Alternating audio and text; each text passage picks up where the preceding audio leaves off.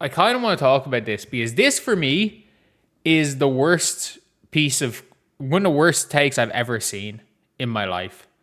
And it is hilarious looking back on this. Let's take a listen. I don't know if it's going to be Caitlyn doing it for Caitlyn. I think an external event has to happen. Raven Johnson starts, right? Oh my God. Can you imagine? Like, I literally cannot. I literally cannot but imagine Caitlyn getting back. Raven Johnson is only entering the starting lineup if it comes at the expense of Lexi Hall. Like, that's the only way this is happening. I feel you.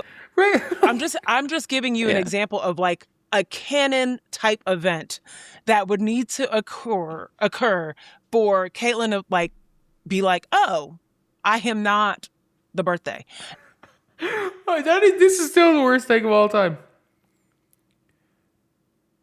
Like, this is still the worst take of all time. A canon event needs to happen for Caitlin Clark to realize I am not the birthday. I am not the birthday. Annie becoming one of those stands in the media is hilarious, by the way. That is hilarious as soon as she... And by the way, I still don't hate Annie's writing. It's like, oh, as soon as she sets foot on a podcast, she very much becomes one of those stands in the media type people. Like... Raven's not even in the rotation anymore. So when was this said? June the 2nd. June the 2nd. Let's look at what Caitlin Clark has done since June the 2nd. So this was said on June the 2nd. WNBA Player of the Month in June, Caitlin Clark.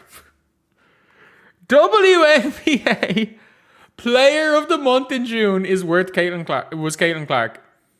Caitlin Clark, since that day, has had a near triple-double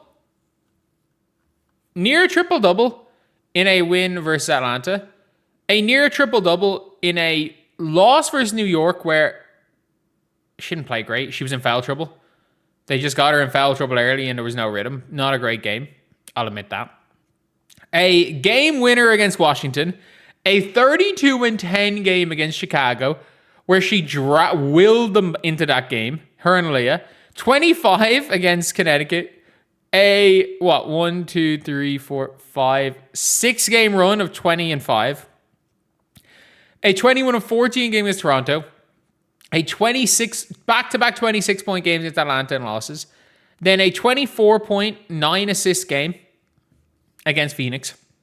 A game where she had 19 points and 8 assists in 20 minutes on 9 shots. Before Alyssa Thomas and Valerie took her out of the game. Comes back from injury. Shitty game here. Minutes restriction, 9 points. Minutes restriction, 12 points. Minutes restriction, 13. Still on a minutes restriction. 45, 70, and 27. 45, 20. Like, she's averaging 30 a game over her last 3 on a minutes restriction. Caitlin Clark has not played over 30 minutes since the 20th of June. Since the 20th of June, in games she has played over 25 minutes, she is averaging like 27 or something. She's averaging like 27. Like, what are we doing? This was genuinely... After saying this, Caitlin Clark rattled off the best spell of her career. She rattled off what has been the best, like, 2 months of her career, probably.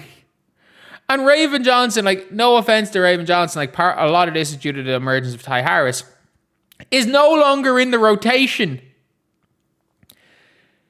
She's no longer she's no longer in the rotation. She's out of the rotation. Because Ty Harris is playing so well. We've got... I am not the birthday. She needs Raven to start to show that she is not the birthday. Raven Johnson doesn't even play anymore. This has been the worst day. This is worse than Gino Auriemma's. She's not ready. She's not ready for the WNBA. Take about Caitlin Clark. And then randomly in the middle of it, Paige isn't built for the WNBA either. That is the worst take ever. That by 25 years old, they're the 2 best guards in the league, and Gino Auriemma said neither of them are built for the league. Like, it is awful. This is legitimately one of the worst takes of all time. And shout out, oh my God, I blanked on her name. On the right, I completely blanked on her name. Is a name in here?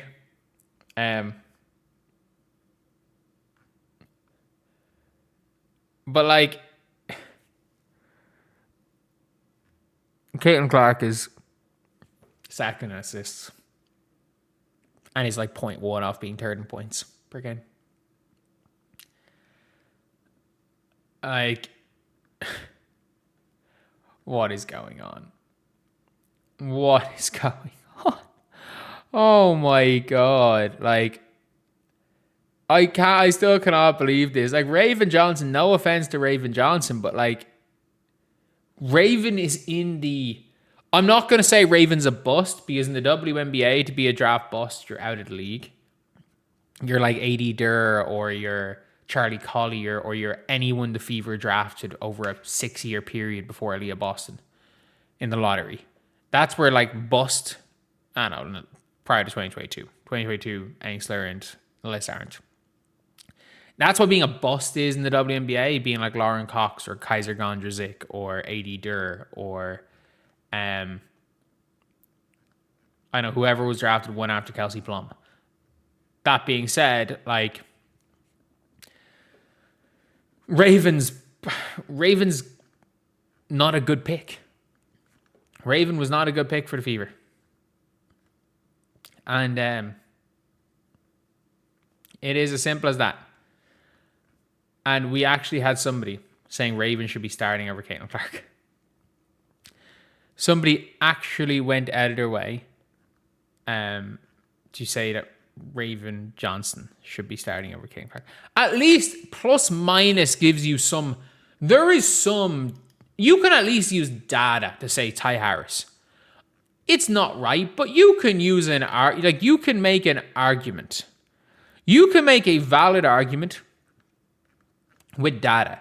If you want to hate on Caitlin Clark, you could use the data to say that Ty Harris should be starting. But Raven is still one of the worst takes I have ever seen in sports. This is one of the...